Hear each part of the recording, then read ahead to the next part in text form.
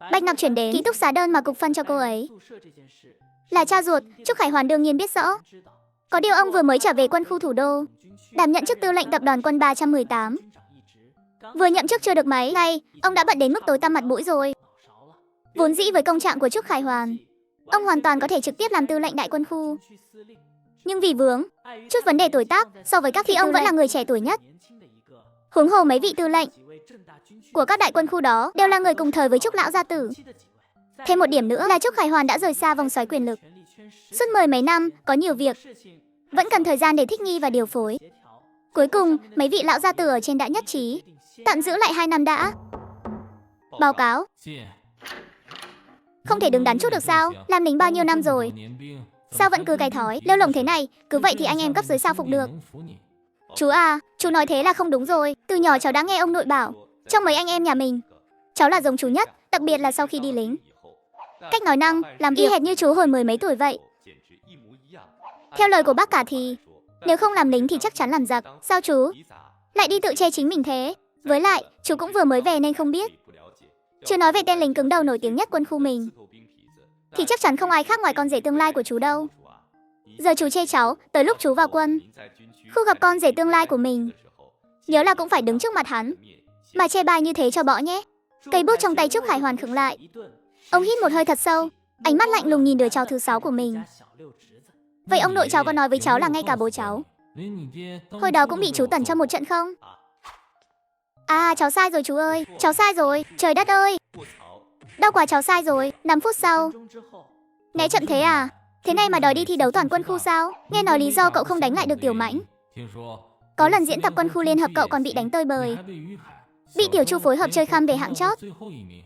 Hai tên đó đúng là lũ lòng lang dạ thú, không đánh lại được Phương Mãnh. Tôi thừa nhận cái thứ đó chẳng phải con người nữa, chẳng biết luyện tập kiểu gì nữa, chạy nhanh như bay ấy. Hai người này ra tay vừa hiểm vừa ác. Nếu không phải bây giờ đề cao tin vào khoa học, bài trừ mê tín dị đoan, tôi đều phải nghi ngờ liệu hai người này có biết bấm ngón tay tính toán gì không. Thôi đừng ấm ức nữa, việc tôi giao làm xong chưa? Gặp em gái cậu chưa? Chỗ ở của con bé thế nào? Tiền tiêu vặt tôi bảo đưa cho nó nhận chưa? Tôi đi rồi nhưng tiểu muội đang bận việc. Hình như bên cục của cô ấy có vụ án nên đang bận. Tôi và Phương Mãnh đã chuyển hết đồ đạc cần dùng qua đó rồi. Nhưng Phương Mãnh nói rồi, bảo ông đừng mua tủ lạnh gì hết. Máy giặt cũng vậy, mang mấy thứ đó vốn đã khó vận chuyển, mang qua cũng không có chỗ dùng. Ký túc xá của em ấy là kiểu nhà tập thể, phòng nước dùng chung, trong phòng không có đường ống thoát nước. Ở nhà cũng cơ bản là không nấu nướng, nên bảo ông đừng bày vẽ mua 2 món đồ lớn đó nữa. Trúc Khải Hoàn khẽ nhíu mày, trong lòng tuy có chút thất vọng nhưng vẫn gật đầu. Còn tiền tiêu vặt, nhận rồi, cả tiền và phiếu đều nhận hết rồi, nhưng tôi không gặp được em ấy. Đồ là Phương Mãnh nhận, Phương Mãnh bảo ông cứ yên tâm. Tôi với cậu ta cùng vào sinh ra tử trên chiến trường. Gã này tuy hơi đáng đòn, nhưng đối với em gái là thật lòng thật dạ. Mấy sấp phiếu này đã được nhận thì chứng tỏ phía em ấy không phản đối, vậy là tốt rồi. Nhận là tốt rồi. Nhìn ông chú trước mặt, đột nhiên khẽ nhíu mày, trong lòng dâng lên một nỗi xót xa. Trong đại sảnh văn phòng khoa hành chính, mấy viên cảnh sát đã thức trắng cả đêm. Mỗi người ngồi vào vị trí của mình. Đội trưởng, họa sĩ phác họa mới đến của chúng ta có thực sự vẽ được nghi phạm không? Tôi nghe người bên phòng hồ sơ nói, trưởng khoa Bạch mới đến của khoa kỹ thuật hành chính chúng ta. Tính ra năm nay mới tròn 17 tuổi thôi, còn nhỏ tuổi hơn chúng ta nữa. Trưởng phòng Bạch chỉ dựa vào mấy mảnh xương sọ mà đã phục dựng hoàn hảo diện mạo nạn nhân. Về kỹ thuật thì chắc chắn không cần bàn cãi rồi. Dù chúng ta và cô ấy chưa thân thiết nhưng điểm này phải công nhận, đừng nhìn tuổi tác mà đánh giá. Sư phụ, những điều này con cũng biết mà.